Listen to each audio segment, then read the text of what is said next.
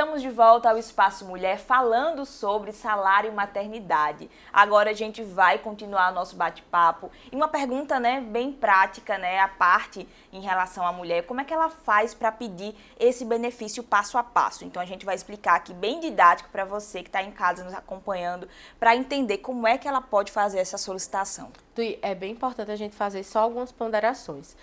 Tem algumas avaliações que precisam ser feitas basicamente por precaução. Eu sempre gosto de informar, dar uma olhadinha no CNIS dessa mulher, ver se ela já tem uma contribuição, porque às vezes tem uma mulher que contribui e não sabe. Então, às vezes, ela está no período de graça e faz outra contribuição sem necessariamente precisar. A que ela já tinha feito já dava certo. Então, tem que observar essas situações. Como é que ela vai fazer essa solicitação? É no aplicativo Meu INSS, no Gov. Lá você vai fazer a sua solicitação diretamente lá. Basicamente, os documentos que vai precisar: identidade, comprovante de residência e, quando o bebê nascer, você vai precisar juntar a certidão de nascimento daquele bebê e aí vai para o setor do INSS e, posteriormente, estando tudo certo, eles informam o deferimento, aparece sua carta de concessão e vai lá indicar qual banco você vai receber, qual a data e também os valores, Essa juntada da certidão de nascimento ocorre depois que o bebê nascer, Sim. Consequentemente. Então, você não recebe o benefício durante a gravidez. Você contribui durante a gravidez para quando for o nascimento do bebê, você receber esse benefício. E aí tem que colocar mais ou menos o prazo ali, a quantidade de meses, por exemplo. Se a mulher está grávida de 6 meses, eu sei que conta em semanas, mas para mulher aqui como eu, que nunca engravidou, eu não sei muito bem de semanas, mas tudo bem. Então coloca ali a quantidade de semanas, a quantidade de meses que a mulher está grávida, para poder o INSS ter uma noção de que a partir de tal período, aí sim ela pode receber? O INSS ele vai pedir a data provável de parto, Que é mais ou menos quando a gente está gestante, pelos exames o médico dá ali, provavelmente esse bebê vai nascer dia tal ou no mês tal. Então o INSS pede essa data provável de parto, que é justamente para ele ver se você contribuiu estando grávida ou se foi após a gravidez, entende? Porque a contribuição tem que ser feita, repetindo e ressaltando, durante a gravidez. Então, ele pede a data provável de parto, porque ele vai ver a sua guia, e aí você vai fazer aquela única contribuição, vai juntar o pagamento da guia, respectivamente a guia, ele vai analisar, você fez essa contribuição dentro da gravidez ou você fez depois? Entende? Então, ele pede algumas documentações nesse sentido. Tem um detalhe muito importante também para a mulher rural. Aquela mulher que exerce atividade rural, ela também tem direito de receber esse salário maternidade com apenas uma contribuição. Só que para a mulher rural tem um formulário que ela precisa preencher. Aline, para que o preenchimento desse formulário? Porque o INSS precisa ter certeza que você exerce atividade rural. Como é que se comprova isso? Com você sendo associado a uma associação de agricultores, com você associado, às vezes, a depender ali do terreno, o local que você mora, ser entendido como rural pelo estado, pelo município, e tem algumas outras documentações que comprovam, mas, assim, basicamente, no caso da mulher rural, são essas documentações que ele pede. A gente está falando dessas documentações, mas vamos também puxar para o lado da mulher CLT. O que é que precisa, Até porque tem ali uma empresa que está tomando a frente das documentações, então ela precisa entrar em contato com a empresa entra em contato com essa mulher. Essas documentações também são necessárias para essa mulher que é CLT? Para a mulher que é CLT, quando a gente fala do salário maternidade que ela vai receber da empresa, normalmente quando a mulher está gestante, sinaliza ali ao gestor e ao RH. Normalmente, a depender da data provável de parto, aquela mulher se ausenta um pouquinho antes, ali 1 ou 2 semanas antes da data provável de parto, porque normalmente quando a gente já chega ali nos 9 meses, a gente já está bem cansada, já fica difícil.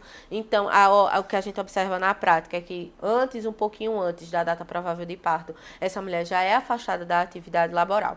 Por consequência, quando o bebê nasce, ela precisa encaminhar essa documentação, que é a certidão de nascimento, para a empresa, para que a empresa vá fazer o requerimento e a solicitação. Porque quando a mulher é CLT, ela faz isso através da empresa.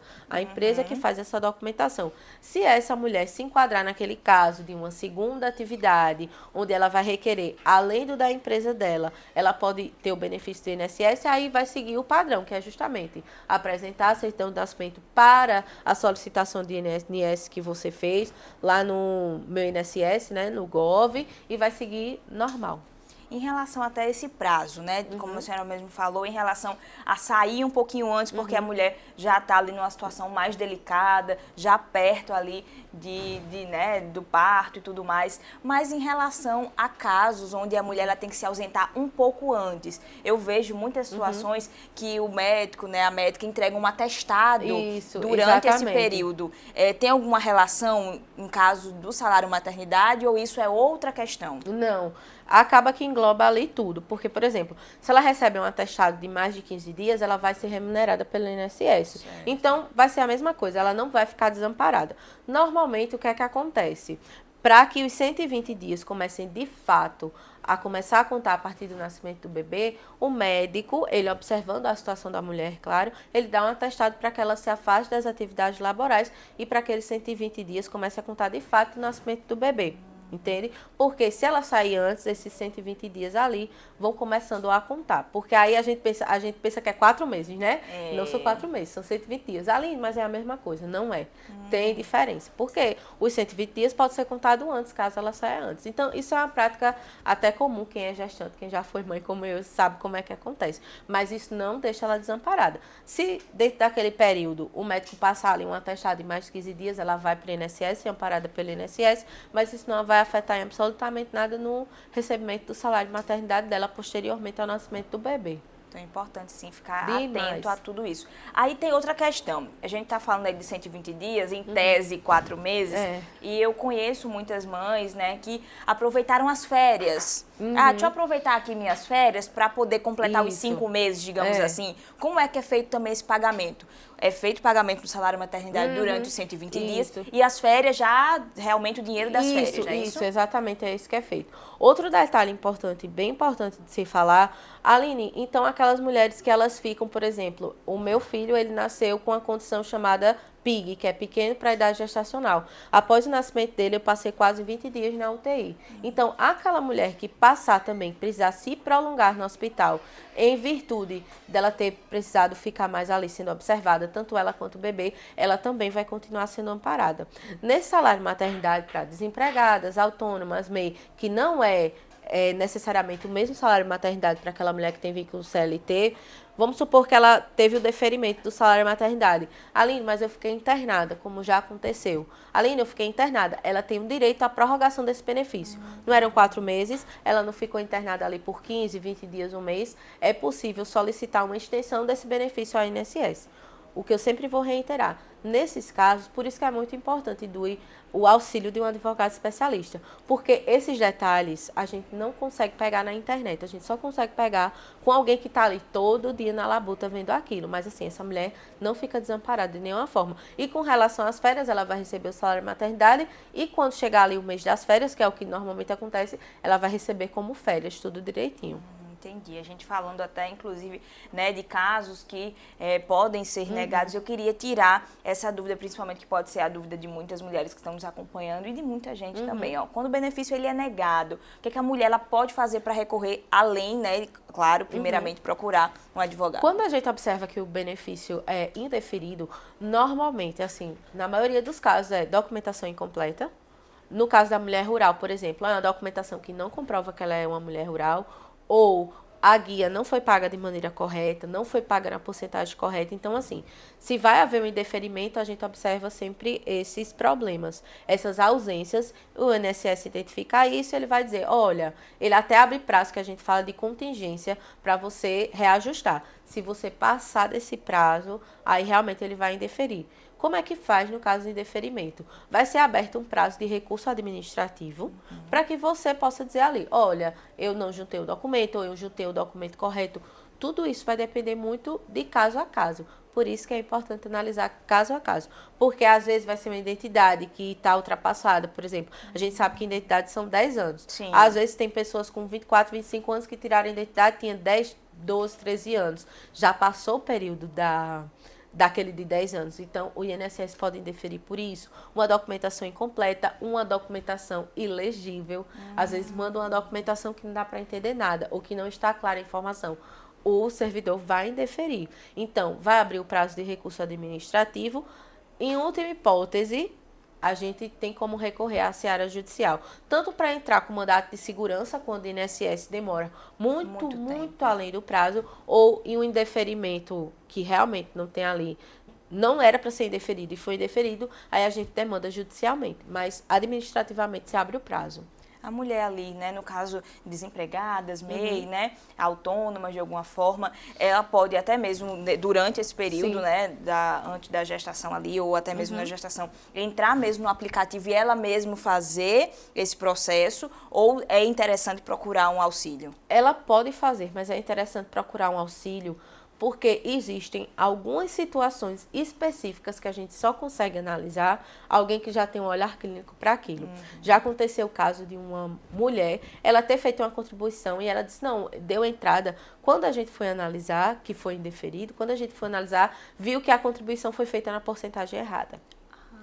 Aí a gente dor de cabeça. Perdeu o benefício. Porque se a gente tivesse complementado ou ter feito uma nova contribuição correta, estaria vigente. Então, é como eu sempre digo, eu tenho total compreensão que a internet traz de muita boa vontade muitas informações, mas cada caso é um caso. Vou dar outro exemplo. A mulher que é CLT.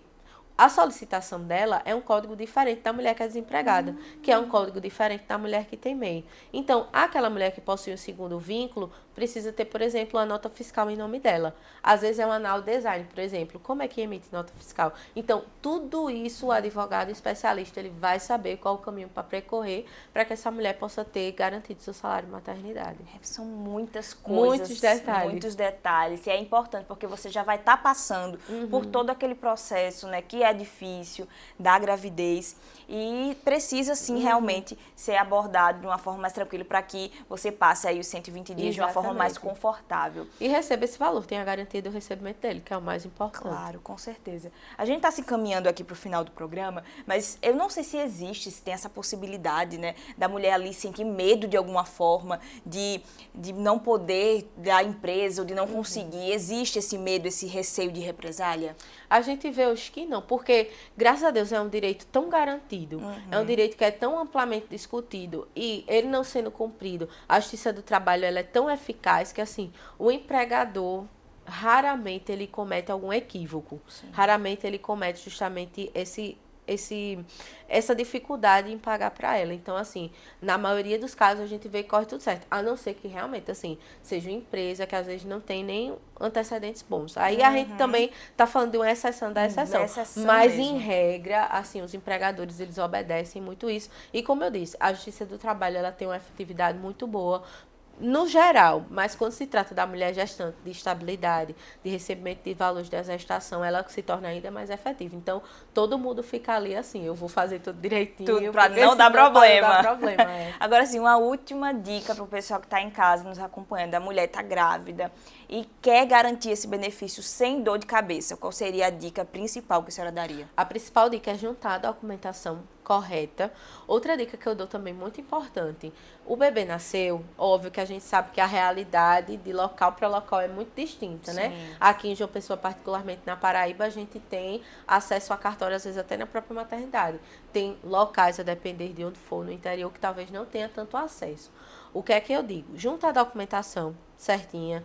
Na hora que esse bebê nascer, o mais rápido possível, procure um cartório, porque quanto mais rápido você juntar essa documentação da certidão de nascimento, mais rápido vai haver o deferimento do benefício. Se você é CLT, o menino nasceu, manda direto para a empresa, porque aí vai começar a contar direitinho. E procure um advogado especialista para que ele possa avaliar o seu caso.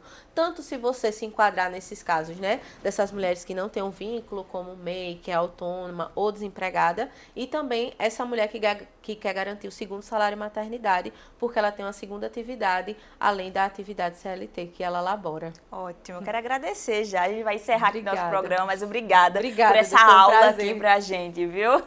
Obrigada, pessoal. É sempre um prazer estar com vocês. Estou à disposição. Imagina, eu que agradeço. Então é isso, né? A gente tem que conhecer os direitos. É o nosso primeiro passo para garantir cada um deles. Salário maternidade existe para que nenhuma mulher precise escolher entre cuidar do filho e ter o seu sustento, né? Então, muito obrigada a toda essa conversa que a gente teve aqui, muito importante. Então, compartilhe essa informação com quem precisa. A gente vai ficando por aqui com o nosso programa e até o próximo. Até logo.